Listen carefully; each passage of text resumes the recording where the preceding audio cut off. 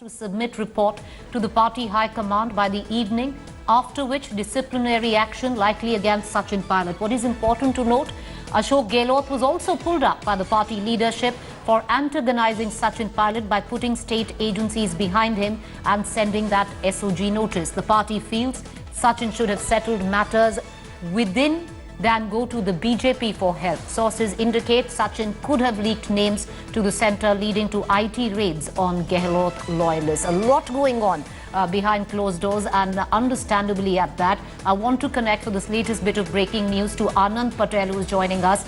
Anand, over to you. Well, Preeti, yes, the three central observers who are there, who've been camping there since day before yesterday, have now come to this conclusion that this matter needs some finality, because Sachin Pilot has not been communicating, he's not been, accepting the kind of overtures which have been sent by the party high command directly by the Gandhis themselves. So clearly, now out of frustration and out of disdain, this decision has to be taken, and now we are being told that a report will be compiled and it will be sent to the party high command for further action. This again is a strategy deployed by the party to wean away some of the MLAs who are supporting Sachin Pilot. They want to buy some time, because the party still believes that after this kind of a strong message which has been sent across to Sachin Pilot and two of the ministers by axing them from the cabinet, this might unnerve some of the MLAs who are camping here in Manesar Hotel, and they might go back to the Ashok Gehlot fold. So clearly, the party is still trying to wean away some of the MLAs, and that is why buying time between this action and a final action against the MLAs, which might go on in terms of suspending them from the assembly or taking away their membership so that their MLA-ship is no more. So all these steps are lined up. Step by step, the party leaders will proceed to ensure that the numbers remain with Ashok Gehlot. That is what is most important, because all these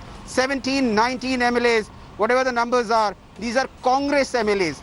And if they go away, if the membership is taken, it is the Congress numbers which will go down. And the dependency on the independents and parties like CPM and Tribunal Party will increase, and that will make the government more vulnerable. So that is why the party has adopted its strategy to go step by step. First, give a strong signal by axing Sachin Pilot and two of his close aides from the cabinet, and appointing new people, trying to accommodate more people from outside the fold, give out a message, larger message to the MLAs who are on the other side. See, this is what the party can do for you.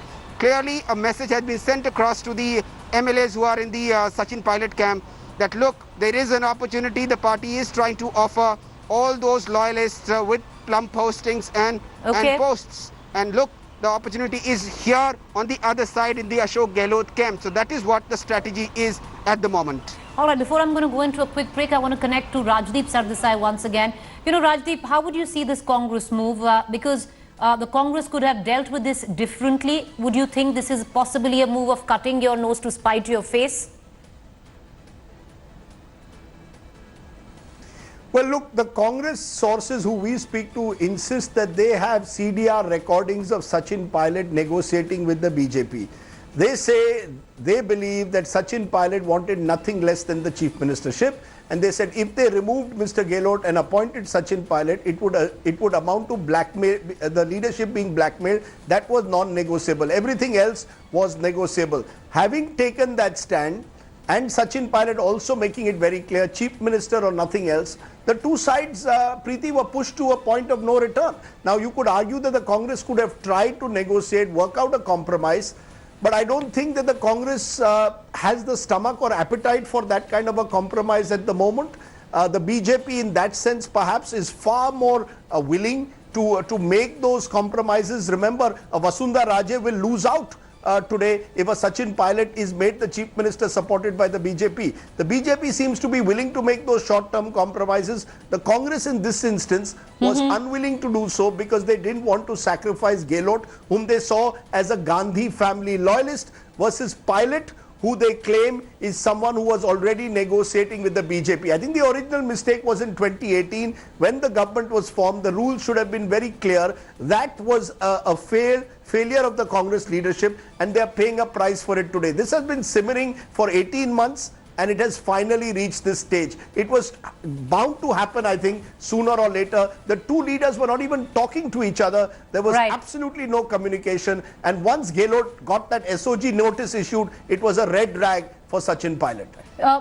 Talking about Sachin Pilot, Rajdeep, do you think he bit off more than he could chew, and now possibly most options exercised would be short-sighted? If you talk about the BJP, you have the likes of Gajendra Shekhawat, Vasundhara Raje, and highly ambitious Gulab Chand Kataria, who leave very little room for a Sachin Pilot. If you talk about floating your own regional outfit, a state which is so well entrenched in caste dynamics, being a Gujar, that's going to be an uphill task. It is. The Gujars are about 5% of Rajasthan, so it is an uphill task to build a party around your Gujar base. You don't really have a pan-Rajasthan base, but I think Sachin Pilot is playing now for the short term. Plus, let's be clear, the likes of Jagan Mohan Reddy, to some extent Sharad Pawar, certainly a Mamta Banerjee, may give hope to the likes of Sachin Pilot that maybe there is life outside the Congress. And if he can create a regional party over the next few years, become the chief minister, maybe he believes that at least in the short term, his political career is furthered. It will probably damage him in the medium and long term. You're absolutely right.